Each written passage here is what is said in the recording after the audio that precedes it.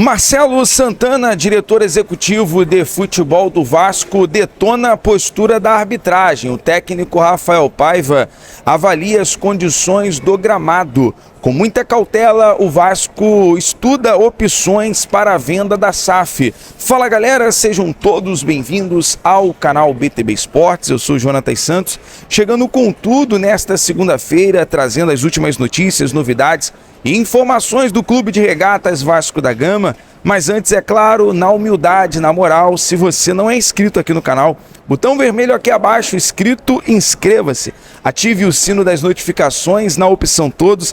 Deixa o like nesse vídeo, galera, é muito importante para o nosso trabalho, é muito importante para o crescimento do canal. O like, por exemplo, faz com que a plataforma entenda que esse vídeo é relevante e acaba recomendando para muitos cruzmaltinos apaixonados. Galera, obrigado pelo like, obrigado pela sua inscrição. Quero desejar aqui primeiramente uma excelente semana, apesar do resultado de ontem não positivo para o Vasco, principalmente por conta de todo o evento, por todas as condições ali da partida, que na realidade não tinha condições de praticar o futebol. Nós vamos falar bastante sobre isso, lembrando que nós já estamos aqui na rodoviária do Rio de Janeiro para a nossa jornada rumo a Goiânia, trazendo toda a cobertura da próxima partida contra o Atlético Goianiense, trazendo também a chegada da delegação do Vasco no hotel. Você vai acompanhar, muito importante é deixar o sino das notificações ativado. O Vasco, que ontem,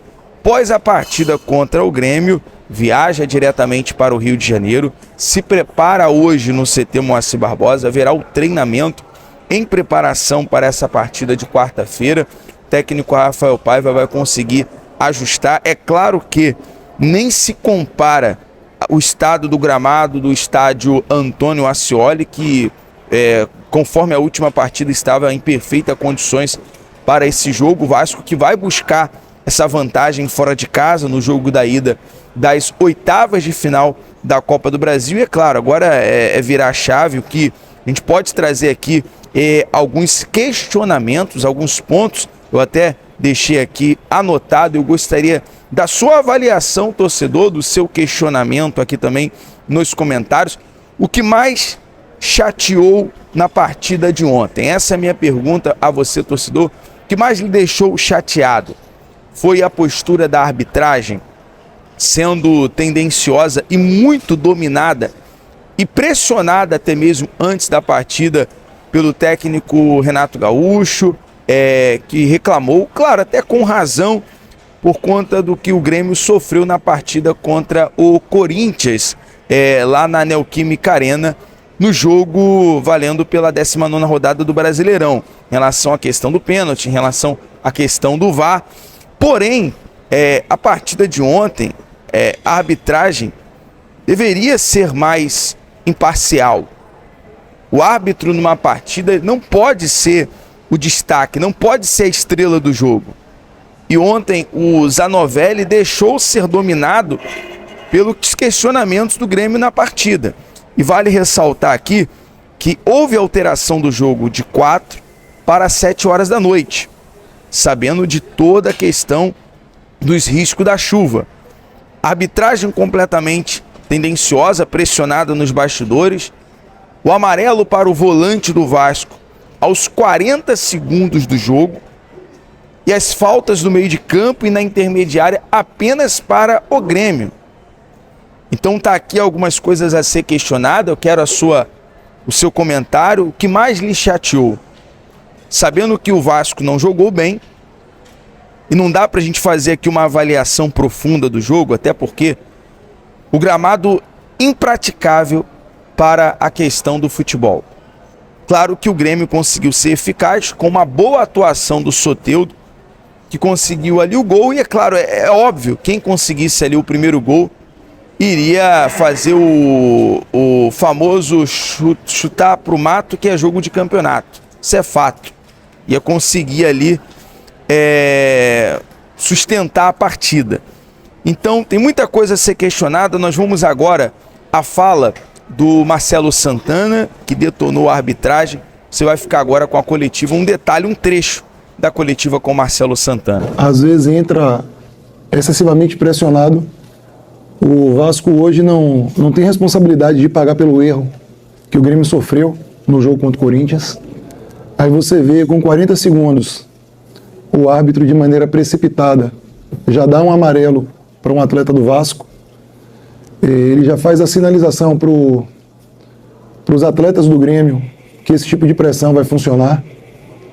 Nas bolas paradas ofensivas do Vasco, os senhores puderam observar como várias vezes o árbitro retardava a cobrança. Isso aumenta o nível de ansiedade dos jogadores. Diversas vezes ele foi reclamar com o Vegete, que o Berrete está tentando se posicionar. Ele tinha que reclamar com o defensor, que está impedindo a cobrança. O Coutinho, no final do primeiro tempo, não conseguiu cobrar falta, demorou mais de 2 minutos e 30 para o Coutinho conseguir cobrar uma falta. Então, teve outras situações aqui também que a gente pode pontuar no segundo tempo. Embora não tenha um erro grave e gritante, quando o Grêmio chegou à frente no placar, o árbitro, todas as vezes que o goleiro do Grêmio ia cobrar o tiro de meta, ele dava as costas. Então o goleiro ganha confiança para ficar retardando a cobrança. Então tem algumas situações que vão nos chateando.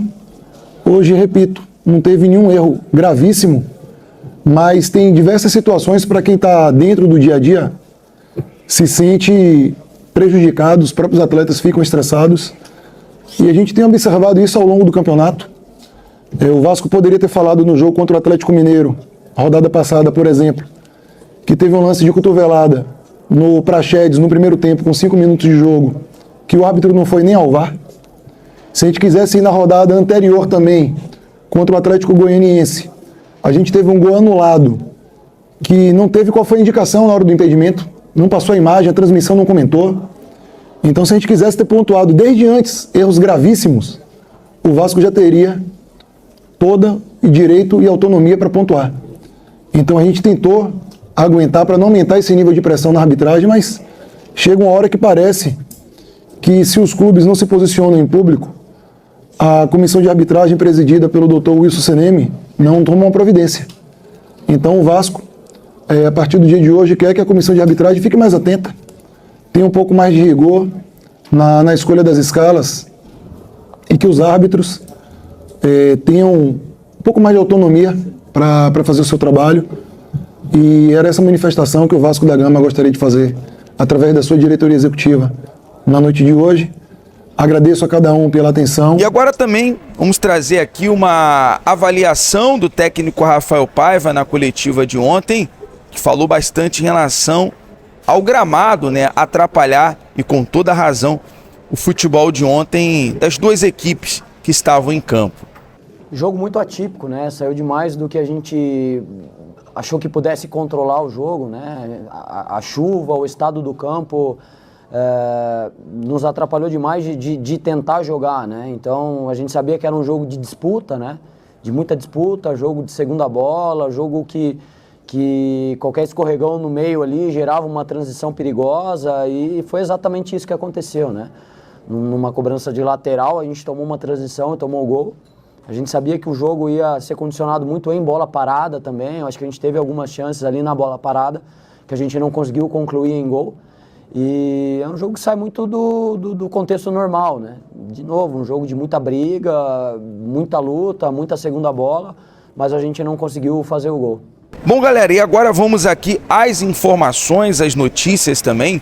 O Vasco que estuda opções para a venda da SAF. Uma informação que veio do jornalista Diogo Dantas, do Globo, é o seguinte: o Clube de Regatas Vasco da Gama estuda ficar com a maioria das ações da SAF, até encontrar um comprador mais afinado com os seus valores. O Vasco, que vem trabalhando com bastante cautela durante esses 90 dias, que serão decisivos, né? O Vasco, que tem um acordo com a equipe, a empresa controladora das ações das empresas da 777 Partners. Então a gente sabe, a gente tem falado isso bastante em relação a esse assunto.